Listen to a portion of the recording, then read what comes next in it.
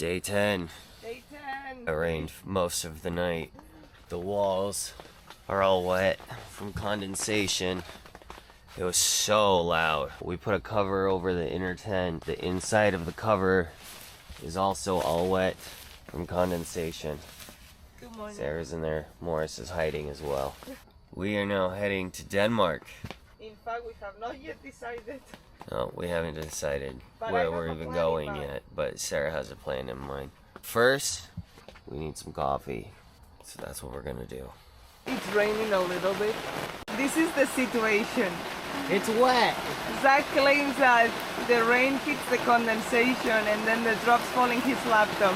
Hi, you gotta work when you gotta work. Day 10, and we do not know where we are going. Norway requires Morris to have a tapeworm medicine between 1 and 5 days prior to entering the country. Vet has to provide and stamp the passport. It's not just we go to a pharmacy and do it. No. We were going to try and find a vet. However, it is a national holiday in Sweden. We are basically trying to figure out now where we should go. Sarah's coming up with a plan. We've been checking with vets and thinking where this would happen, but of course until we didn't get on the trip we couldn't really know. I found a vet this morning in Malmo. It's the town that connects Denmark, Copenhagen with Sweden, and there's lots of vets there. But of course, if you go through the emergency, which is this weekend, it will be extremely expensive. They suggested us to do Monday morning. We spent another night in Denmark, maybe Odense and Roskilde, or I don't know. So many things to decide. Let's go. I've heard that Dutch stroop waffles help you make decisions on where you're gonna stop tonight. Absolutely. Is it helping you? I've got all sorts of ideas. How many do you need to eat to help you with decision making properly? At least 2. I see. So, I need 1 more. We seem to be approaching an area with flags. I think we're in Denmark. The entrance. Velkommen til Danmark. We make again our petition to the European Union and the countries involved in the cross-border roads to Make your signs a little bigger. exactly. In the US, you change from state to state, and there's Utah, life elevated, and it's a massive sign. These are our expectations. We are calling a campsite. Good morning. I would like to know if you have any availability for tonight for 2 people, 1 tent, 1 car, 1 dog. Yes, we have. Could you give me the price with electricity, please? Yeah, 30 euro. Okay. Perfect. See you later. Bye-bye. Thank you. We have a campsite. The other one was 55 euros. Nearly double. It's one that we have noticed that it's like a chain, but it's like lots of things for kids. It has lots of activities, but we don't need that. No. Zach, what happened? We were really tired coming out of Flensburg. We decided to pull over and take a break. It turned into an hour-long nap at the truck stop. Even if you try to be in bed for 8 hours, you don't sleep 8 hours. The rain makes a lot of noise. I actually go running to the bathroom sometimes. It's so cold. Feeling tired on the wheel. We stopped, set no alarms. It worked. I feel much better. It's going to be amazing to set up the campsite in this weather. We have arrived to our camping spot and look at our view. We have a lake and some ducks, and here's Zach snacking on peanut puffs. I got to the reception and basically their electricity didn't work. So he made me write everything on a paper, and then he told me, okay, I'll walk you to your spot. Normally they don't do that. They show you a map. You're here. Yeah, it happened again. It's only 2 days in a row now. Someone has learned how to get off of her leash. That's by eating it. What do you have to say about that? It wasn't you again? Oh, we know who it was. I'm not 100% sure if this thing will survive wind. Actually, we're a little concerned that it's not just going to fly away. There's Into a the strong pond. possibility that it's just going to fly away. What do we do? Denmark is very windy. Our tent cover plus wind is not a good combination. The wind is blowing from behind me towards a pond. If the wind lifts it off the ground, our tent cover will be in that pond. I have staked all 4 corners down twice. You can see the tarp in the back. We are weighting it down where the wind is blowing in. We also have stakes to keep the walls from blowing in. Do I believe that's gonna hold this thing? I'm at 75%. I think it'll hold. We'll probably park the car here rather than over there. The reason that we're doing this is because we need somewhere to put our stuff that is safe from the wind, the elements, whatever else that's not in the car, because we go into these cities, we can't leave our car parked with all of our valuable stuff in it, or else we risk losing that. We are now risking our tent blowing away and exposing all our stuff to rain versus all our stuff getting stolen. On another note, Morris took her leash a second time. Morris has now chewed her leash twice today. We found something to keep her entertained that we brought from Spain, and it is a ham bone, which I have been wanting to get for her for, what, a year? And now we got it. She has not even been in Spain for a year. But yeah, pretty she's much been a year. repeatedly said this. And look at how much she loves it. Even after eating her leashes, we still give her things. Maybe that's why she causes so much trouble. But I'm sure she's not going to chew her leash now. Famous last words. Additionally, we are over here. The outlet for the power is over there, and you can see right where the outlet of our extension cord ends. We're a bit short. Seems like maybe we need another extension cord. More stuff for the car. We are going to head into town. Just to give you an idea, everything is staked down. The tent is still ballooning out a lot with the wind, and we've basically packed all our stuff, weighted it down in a tarp. If, worst case scenario, this thing takes flight, the stuff that can't get wet is protected. The stuff that can get wet is at least holding the tarp down. We will see if this works. This is great. And it's raining! All right, we're gonna figure out what the parking costs. That can't be right. Build per minute started. Okay, so that means 30 kronos an hour. That's $5. Let's go to that street that had the parking spots and we ask someone, excuse me, can I park here? Do I need to pay? What are the parking discs in Odense for? In Odense, parking discs are used for time-restricted free parking in certain areas, like inner-city spots with a 30-minute limit. You set the disc to show your arrival time, place it on your car's windshield, and a parking attendant checks it to ensure you don't overstay. A lot of trust. Yeah, we're gonna pay for car park. Oh, we don't want to pay $10 to park, but it looks like, look, this guy's going. Follow the locals into Super Bruxelles. We don't even know. It's a store.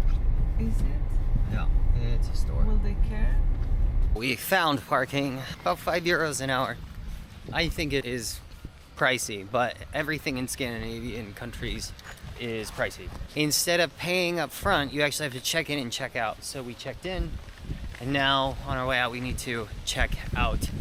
But we are finally in Odense. We're excited. Let's see what it's got. The weather has temporarily cleared up, so we're gonna make the most of it while it lasts. That's awesome. Huh. I wonder what it is. The trip's guard. We have made it into the town center and take a look at the streets. Did you know that Odense is the birthplace of Hans Christian Andersen? I did not. I don't even know who that is. Who is that? The creator of stories like The Little Mermaid. I didn't know that. So happy we are back to Denmark. We have a strong connection with Denmark. How come, Zach? I got married here once. Really? I did. We decided to get married in Denmark because Denmark is a popular destination for foreign couples to get married. There is a lot of tourism coming here to get married. There are agencies, like a travel agency, you have a marriage agency that helps you collect the paperwork, find you the appointment at the corresponding city hall, and throughout the process we found an agency last January, more or less, and it was awesome. They helped us all the way and we got married in Copenhagen City Hall. Can you tell me how many islands are in Denmark? 174. approximately 1,419 islands. Does that include Greenland? Odense is located in the island of Funen or Funen. It is in fact the main city in this island. We have arrived to a church, but something even more important, a market that smells wonderful. We're gonna take a look.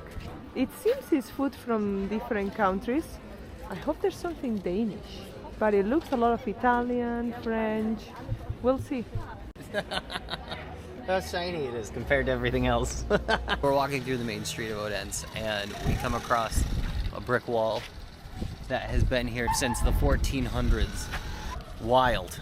I'm gonna leave this video with all the wind blowing my hair because this is the reality of what we're living. A typical Danish dish is smørrebrød. We had this in a restaurant in Copenhagen last July when we got married, and it was amazing. It's an open sandwich and they put lots of things on top. I remember we had fish and it was lemony and it had so many things I can't even describe it. We would love to find a place that sells them already pre-made, because us sitting in a restaurant with Morris, we don't have the time. If only we could just grab for takeaway. Something that is always interesting is the times that people eat in each country. We arrived to the town center around 5 and there are people already having dinner in several restaurants. Very different to Spanish time, when if you ask someone to meet for dinner before 8 p.m, you are crazy. There is a word the Danish use, spelled H-Y-G-G-E, pronounced hygge. We love this word. We have incorporated it in our vocabulary. Hygge is like a feeling, is the dim lights, the situation, the conversations. There are moments that are just hyggeligt. Imagine drinking a warm chocolate in a cabin in the woods while it's snowing outside. You're just with a blanket on the sofa watching a movie. That's a hygge moment. Or being with your friends after not seeing them in a long time, having a delicious dinner, all enjoying that space and time together. It is so quiet. Zach's taking lots of pictures. The hygge book talks a lot about how the light spreads across a room, and it depends on the shape of the lamp. There's no specific word that translates it into English. In a country like this during winter, it's very dark and cold. It's easy to get depressed, to get down. Hygge is more of a feeling. It's the warm, cozy feeling that you get when you are with friends, with family, talking about positive things, listening to positive music, and existing in a peaceful state. There's an entire methodology behind it. The food you eat, the lighting you have, the discussions that you're having, all of those are a part of hygge. For instance, cake. It's warm, it's something that makes you happy. Or lighting, when you have warm lighting that makes you feel cozy, right? That's also hygge. The other thing is what you talk about.